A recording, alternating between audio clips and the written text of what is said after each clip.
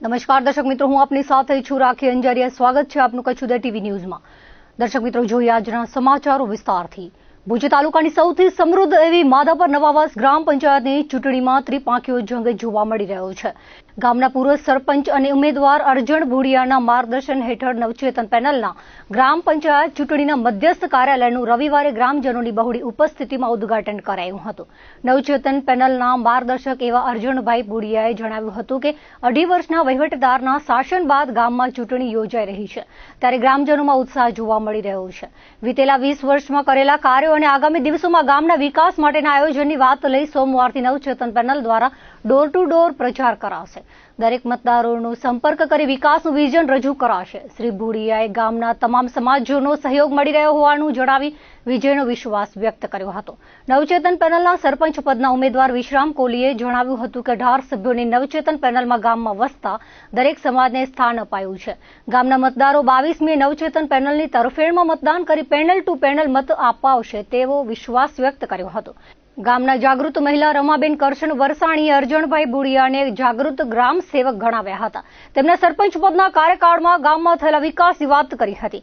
ગ્રામજનોના સુખ દુઃખમાં સતત સાથે રહેનાર અરજણભાઈની નવચેતન પેનલ જંગી બહુમતીથી વિજયી થશે તેવો વિશ્વાસ વ્યક્ત કર્યો હતો। નવચેતન પેનલના મધ્યસ્થ ચૂંટણી કાર્યાલયના ઉદ્ઘાટન પ્રસંગે સરપંચ પદના ઉમેદવાર, 18 વોર્ડ ઉમેદવારો, દરેક સમાજના આગેવાનો અને ગ્રામજનો બહોળી સંખ્યામાં હાજર રહ્યા હતા। સરપંચ પદમાં મેં ઉમેદવારી નોંધાવી છે। અમારો બક્ષી પચની સીટ આવતા ને ઘણા વર્ષોથી અમારી આવી નથી, એટલે આ ફેર આવી એટલે ગામજનોની માંગ હતી અને બધી સમાજોની માંગ હતી કે બક્ષી પચની સીટમાં હર સમાજ જોડે રહીને અમે બક્ષી પચમાં સરપંચની પદમાં મેં ફોર્મ ભરાવ્યો છે। અમારી નવચેતન જે પેનલ છે 18ની ને હર સમાજની માંથી લીધેલા છે અને જે આજે આપણે કાર્યાલયનું ઉદ્ઘાટન જે હતો એમાં બધી સમાજના આગેવાનો, વડીલો, માતાઓ, બહેનો ખૂબ મોડી સંખ્યામાં ભેગા થયેલ હતા અને બહુ સાથ અને સરકાર મળ્યો છે।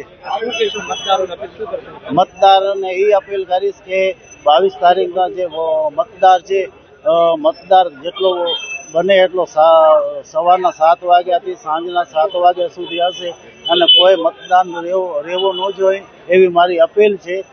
પંચાયતી રાજનો જે આજે ઉત્સવ માધાપરની અંદર સમસ્ત ગુજરાતની અંદર પંચાયતના ઇલેક્શન આવ્યા, લોકશાહીનો પર્વ સમાન ગામડાઓની એક જે સંસ્કૃતિ છે, દર 5 વર્ષે પંચાયતનું ઇલેક્શન થતું એટલે ભાઈચારાની વચ્ચે ખેલદિલીથી ખેલાતો એક રાજકીય ઉત્સવ છે। એમાં આજે માધાપર નવાસના 2.5 વર્ષના વહીવટી શાસન પછી જે પંચાયતના ઇલેક્શન સરકારે જાહેર કર્યા, આજે જે ગામની અંદર ઉત્સવ અને ઉમંગ છે એ અનેરો છે। આવનાર સમયની અંદર સમસ્ત ગામ લોકો આજે માધાપરમાં 3 પંચાયતના ઇલેક્શનની પેનલ છે, એમાંની અમારી નવચેતન પેનલ અને અમારા સરપંચ પક્ષના ઉમેદવાર વિશ્રામભાઈ કોહલી અને 18 એના સાથી એના મધ્યસ્થ કાર્યાલયનું આજે ઉદ્ઘાટન હતું।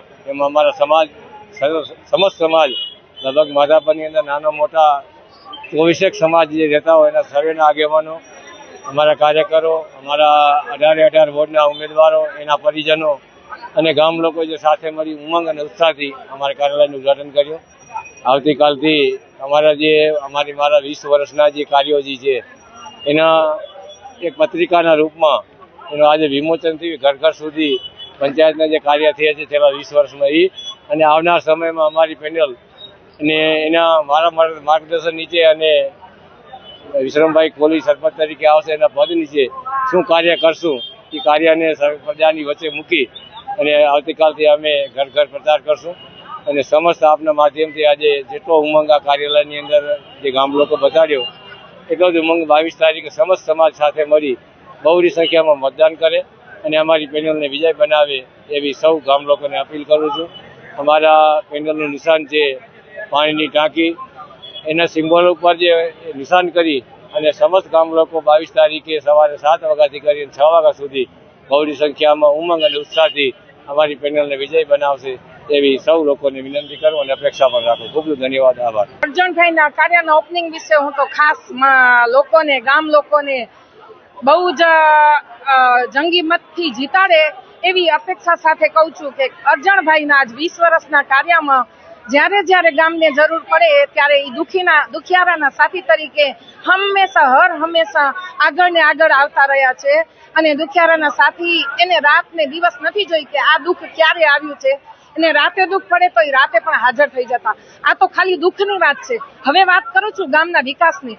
તો ગામના વિકાસની અંદર 20 વર્ષ પહેલા ગામની અંદર જ્યારે આપણે રોડ રસ્તા નહોતા ત્યારે અરજણભાઈએ આ ગામની અંદર એટલા સરસ રીતના રોડ રસ્તા તૈયાર કર્યા કે જ્યારે ભાંગેલા તૂટેલા કોઈ વ્યક્તિ અપંગ અનાથ હોય એને વ્હીલચેર લઈને જાવું હોય તો વિચાર ન કરવો પડે કે આ હું ગામની અંદર મારા દરવાજે કઈ રીતે પહોંચી શકીશ.